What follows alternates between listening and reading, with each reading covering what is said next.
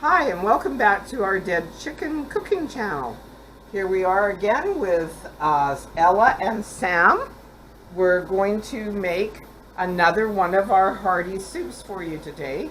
It is that time of the year where we can enjoy it because right now we're in the middle of a polar vortex and it is pretty well involving all of Western Canada, and at nighttime we're getting lows of close to -40 or even higher with the wind chill.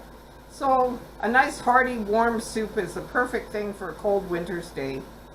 Today our choice is going to be corn chowder, and I've already got it started on the stove right there in the pot, and we've already added the spices and the broth to there. And now our next step is to chop the vegetables, which again, pretty well all my soups have the same vegetables for a base. And this is the onions and green onions and some celery and of course the garlic. So we're gonna just come back in a few minutes and show you the chopping of the vegetables as we add it to the soup. Good. Here we are chopping up our celery to put it into the soup. As I mentioned in my ham and potato soup, I like to have the vegetables quite coarsely chopped because they're basically fairly chunky and very much full of vegetables, very little broth in them. I like soups to be full-bodied, and they can double up as a supper for you as well that way, because they're like a meal in a pot. So anyways, this is just how I chop up the celery, and this one has a lot of the inner cores where there's a lot of leaves, but I put those in anyways. I think they add a lot of flavor and kind of a visual appeal to the soup personally. Okay, so I'm just going to put that in the pot.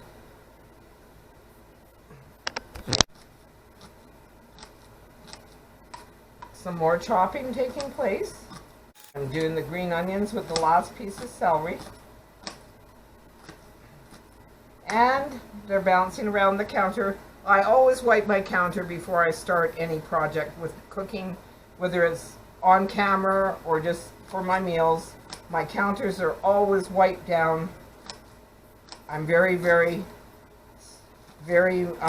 in the type of person that likes to have a very clean kitchen, so my counters are always wiped with soap and water. I usually use Dawn soap and put it on a dish rag and wipe it down really good with soapy water. You could eat off my counters, literally. And I always wear gloves whenever I'm doing any cooking, even whether it's on camera or not, because I just don't like getting my fingers nicked up. I find it protects my hands as well as keeps the germs out of the food.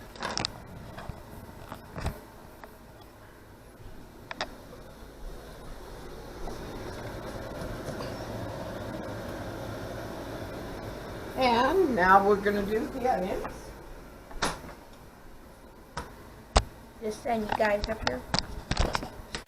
There's quite a few times that I have cut right through the layer of my glove and not cut my fingers, so they also save your fingers from cutting yourself. The only problem with them at times is your hands can get pretty sweaty inside. And there we are, that's one whole onion chopped up. It doesn't take very long when you do it that way. Just cut up a few of the larger pieces. And people think I put a lot of onion in a soup, but it really requires a lot of onion to give it that extra flavor. Onions will give flavor, and they're not hot once they're cooked. They're actually sweet. So now we're going to just add that. And it's boiling nicely now. You have to have your water to the point where it boils so it will cook up the onions and the celery. I kind of do it all in stages. Celery always goes first because it's a little longer cooking than the onion and the garlic.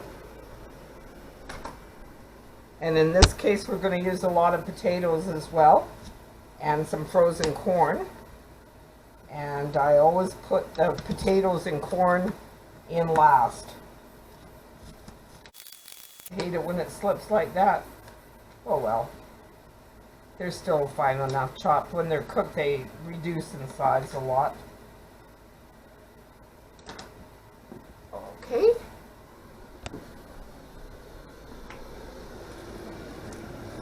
Into the boiling soup we go. And we're just going to give that a little stir to mix it all in. Oops, clogged up the camera. Now our next step is to do the garlic, and then we let that come to a boil before we add the potatoes. During that time, I will be peeling the potatoes, get them ready to go in the soup. So we just usually chop up the garlic like so. I just cut these in half after cutting those. Take that piece of skin off of there.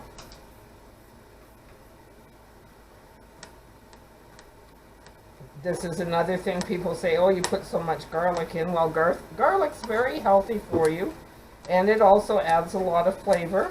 And when it's all cooked, you do not taste the garlic.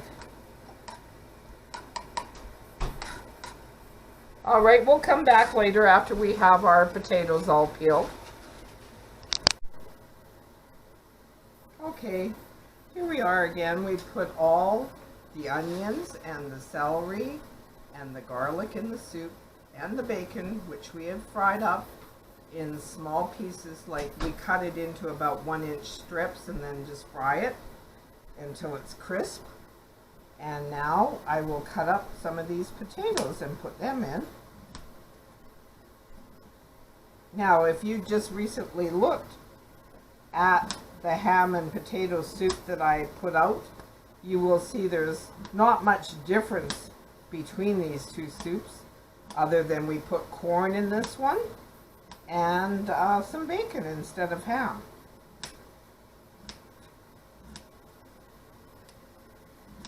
Both of them were very, very popular during the time that we had our coffee shop.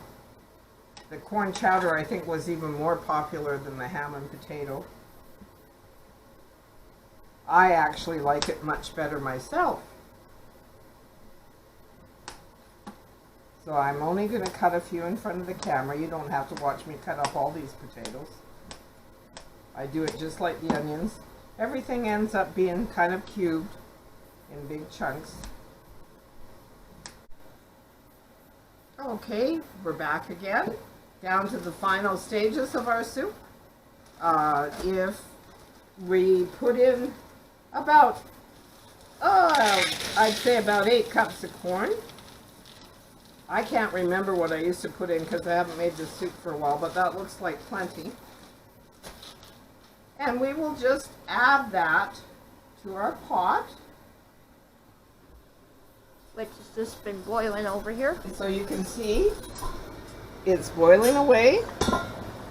And we've already put in the potatoes and the bacon that was already pre-cooked. And when you cook bacon and put it in the soup, it goes all kind of soft again. That's why you like to get it as crispy as possible. And now I'll add this to it. There's a little bit left in there. And another stir.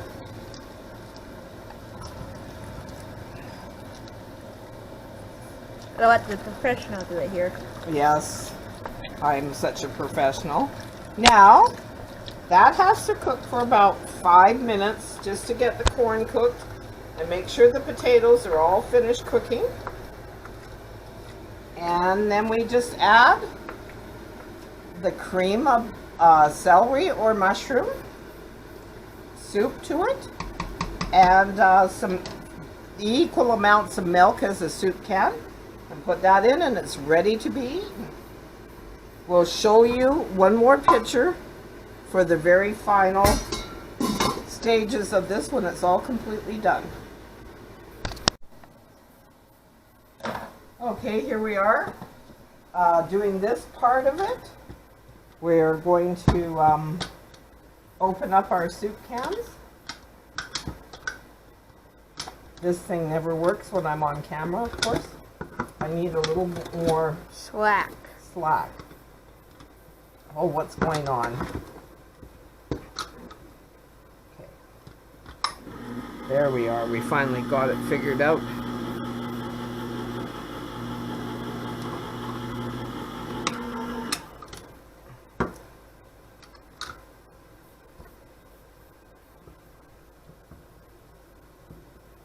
And I recycle my tins, so I'll just rinse that out and put it in the recycling container.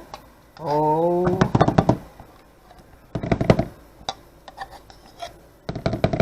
This is cream of celery that I'm putting in, because as I said in my last video, we have a mushroom allergy in our family, so we always use cream of celery when we're doing this. Now, today, to make it a little bit richer, I am going to put in evaporated milk for one of the tins. It makes it a lot creamier. I'm gonna set up over here. So, one of the tins of soup is going to be straight evaporated milk. Like so. A little bit. Built a bit.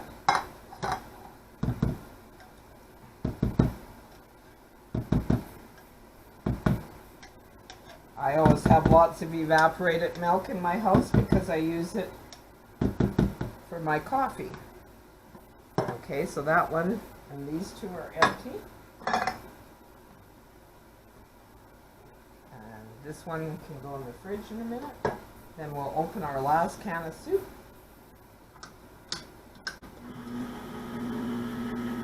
Hopefully.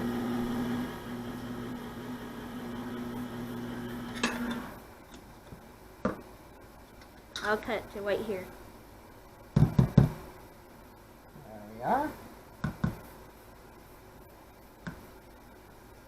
And we will, oh, the last one I had, it just came out nicely, but this one's sticking to the inside of the tins.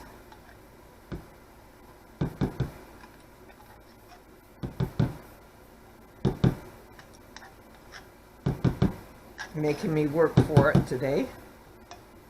Get the soup out of there. Sometimes it just comes out in one whole big glump, the shape of the tin, but not today. Now, for this one, I'm just going to put regular 2% milk in.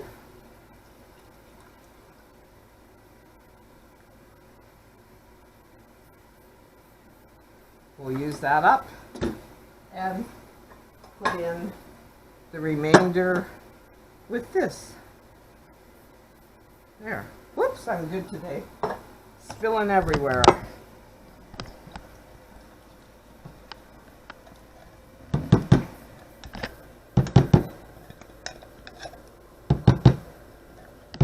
There we are. That's about as clean as that's going to get. And then I'm just going to mix it together with a whisk.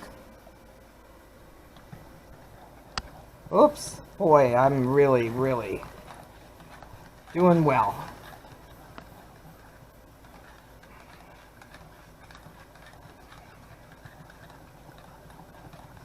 In the meantime, the soup has been simmering on the stove, and the potatoes and the corn should be tender by now.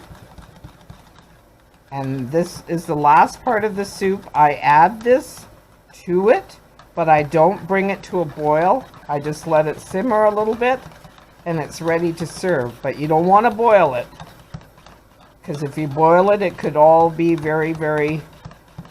it could actually burn to the bottom and everything, so you don't want that to happen. And make sure this is very well mixed together so you don't have any lumps in it. That looks pretty good now. And then I'm just going to go check to see how the rest of it's doing. See if it's tenderized enough and cooked enough. The best way to tell would be to take a piece of potato and test it. And it's actually not really quite cooked enough, so we can't add that yet. So when we add it, we'll come back and show you that step, because this needs to cook for about 5 more minutes before we add that.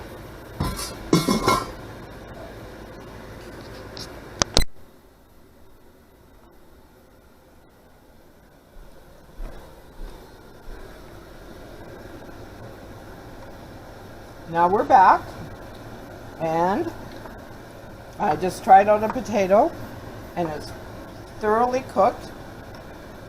So now all we have to do is turn the heat down a little bit, and we'll just add the cream soup mixture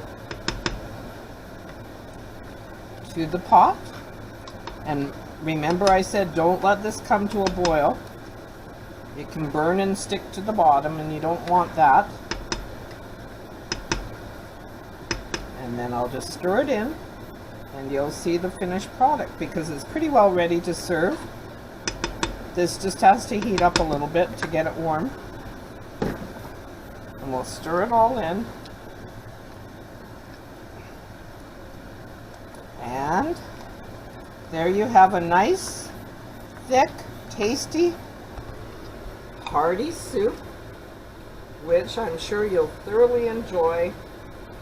And it can be something that you can heat up again several times. You know, I only heat up 1 bowl at a time. I don't heat up all the soup again. So as needed, you can heat it up in the microwave. It takes about maybe 4 minutes or so for the average bowl of soup to heat up. And there is our finished product, all completely done. So thank you again for subscribing to our channel and watching our videos. We really appreciate it, and I hope you enjoy our recipes. And until next time, I'll say goodbye. Thank you.